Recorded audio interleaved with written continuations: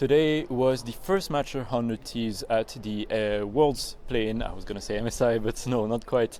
And unfortunately, though, it's a loss today against Rainbow 7. You are losing to the Honor Americans, I guess.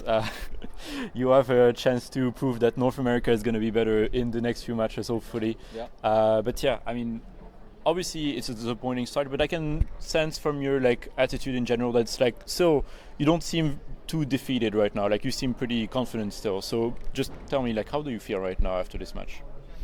Oh, should I hold the mic or I can hold it. Don't worry. Okay, got you. I mean, it definitely sucks we lost, but yeah, I mean, it just didn't really feel like I was playing my natural game.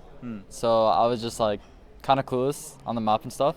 Yeah. And I mean, from the looks of it, I didn't really change, from NA to here. I'm still not side laning properly, or I don't know how to two lane properly again. So yeah, I mean, it's a blower. I don't want to say I'm sorry because I tried my best, but I just gotta be better. That's all there is to it. Yeah, and I mean, something that was interesting as well is that you guys actually picked Cassante all 3 games for you, and especially game 1 and 2, it was first pick both times as well. So you had to play in the counter pick matchup, right, against Summit. Yeah. And I just want to ask, what was the thought process behind that decision as well of picking the Cassante and focusing a lot on it, especially because you are known for getting a lot of other very spicy picks, I guess, more the bruisery and the skill matchups even. So what was the decision behind the Cassante? We honestly just thought that Cassante is really broken. He's probably the most OP champion in the game. Yeah. But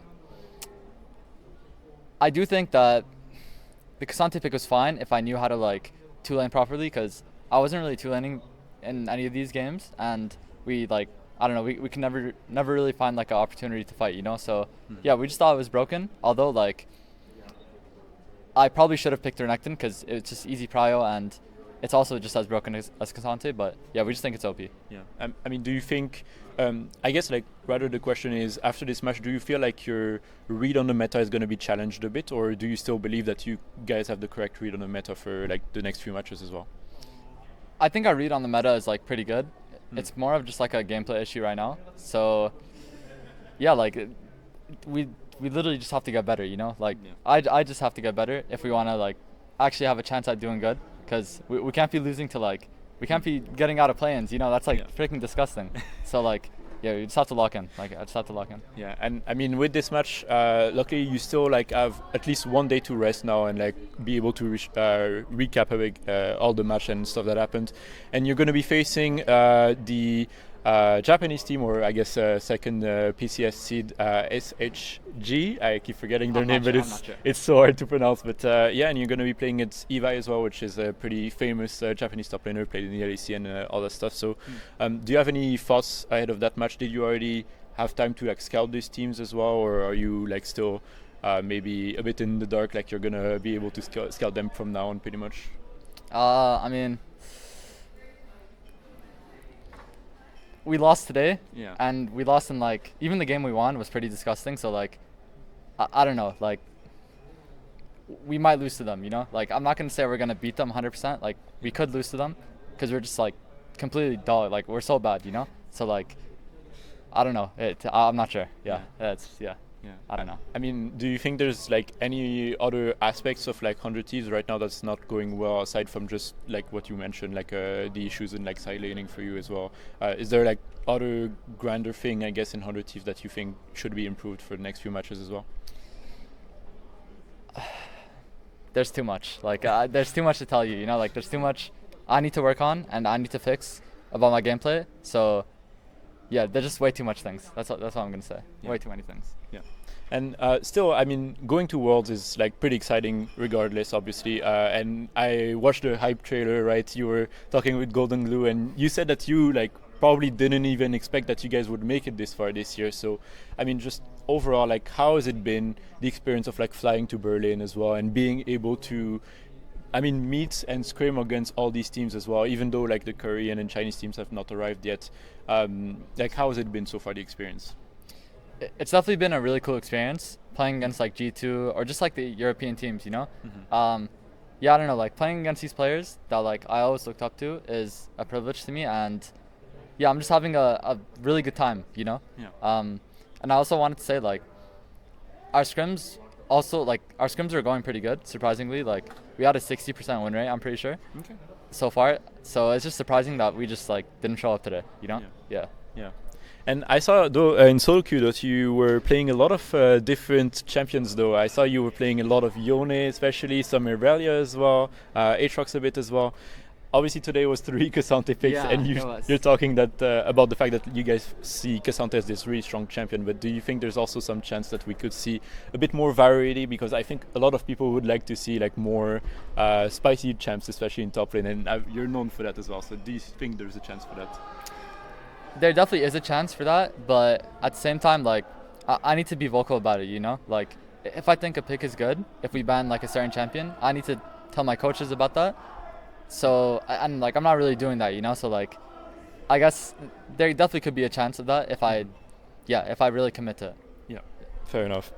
And that aside, I would just like also to rather like go more in depth about like your goals at Worlds, because I've watched a lot of like the interviews and videos that you've had before the tournament, and I think like the main topic is about improving and just trying to go as far as possible as well. But do you have like any like kind of place that you want to go to? Like, for example, for you, would it be like really cool to go like to Paris or something? Do you like at least want to go to the Swiss stage and face like certain teams as well at Worlds? Yeah, I mean, I'd love to go to Paris, you know, if we make it that far. Yeah. But like we just have to take it one day at a time. Like, really just fix our issues, like, and just like solve the problem, and then we can like start thinking about that. But as of right now, like, we need to think about our own gameplay first, and then we can think about like going to Paris, playing against like all these different teams and all that kind of stuff. Yeah. And are you scared that Whippo is gonna tweet about you after this game, or do you think that you're gonna be the subject of a Whippo review or something at this point? I honestly don't care. Like, you can say whatever you want about me. It can be bad or good or whatever. Like, I personally don't care about it. It's just like, I don't know. I only care about what I think. So like, that would be pretty exciting. That would be very funny if he tweets about me and like asks me if I want to review this or whatever. But I mean, you never know. I might take it, you know, because Whippo's a good player and he's very smart about the game too. Yeah, for sure.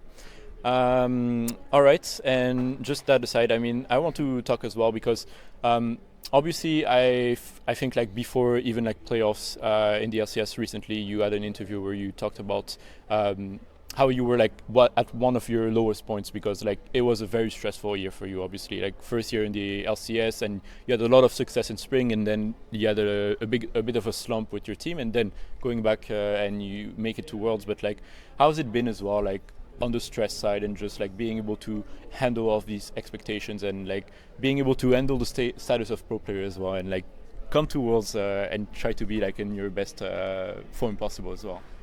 Yeah, I mean, it's been a roller coaster for sure this entire year. Like, it's like for me it's like there's one day I'm like in the best mood ever. I'm like, we're like winning every single scrim game. We're winning matches. Like, everybody's like on my nuts on like Twitter or like Instagram or whatever. And then the next day, like, something goes bad, or I just have like a mentality shift, and then everything goes downhill. So one word I have to describe this year is just a roller coaster. And yeah, I'm just trying to like not get into my head and kind of just like enjoy the process. So yeah, it's just been a roller coaster for sure. Yeah. And I mean, do you have like mental coaches as well in 100 Thieves that help you with that as well, in general? Just like being able to handle all of that and like be able to work through those roller coasters as well, like people that help you in 100 Thieves in general. Oh, like the psychiatrists and stuff, right? Oh, I see. We do have one. Yeah, his name is Ryan, but you know me, like, I'm pretty lazy with that kind of stuff. Like, I always try to just keep it to myself and kind of just like figure it out myself. I don't really go to like anyone, like besides my parents, besides my family, of course. But yeah, I try to just solve it myself, just because it's more of like an in-game thing. So yeah, like we definitely have. I have a lot of support around 100 Thieves. It's just like, yeah, I want to solve it myself because I know that like it's me against me, you know, like I need to figure it out. Yeah. And I guess because you mentioned your family as well, obviously for you it's like a big point trying to prove yourself to Viper as well, and like being able to make him proud as well. So, I mean, is your family actually going to be able to travel to Worlds and maybe even support you in further stages? Is that something you discussed with them or anything?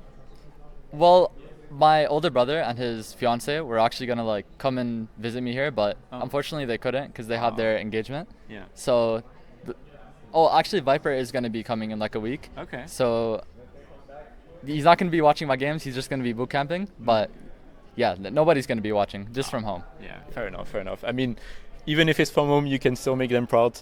But yeah, I mean, thank you very much in any case for the interview. Do you have anything you want to say to just your fans in general and 100T's fans as well? Yeah, I mean, I'm not gonna apologize because like we all tried our best. I just wanted to say like just keep supporting us. You know, like we made it here for a reason. We are a good team. I am a good player. I just have to like really get into the right space and kind of just like enable myself. So just keep supporting us. We will get out of plans, and just keep supporting us. Perfect. Well, thank you very much in any case, and I'm sure they're gonna keep supporting you. It's it's been quite a ride for you guys this year, but it's not gonna be over just yet. You still have some matches to play, and hopefully it's gonna go well for you guys. But yeah, for now that's it. I wish you a good day, and hopefully we'll get to talk to you again soon. Thank you so much, man. Appreciate that. Thank you.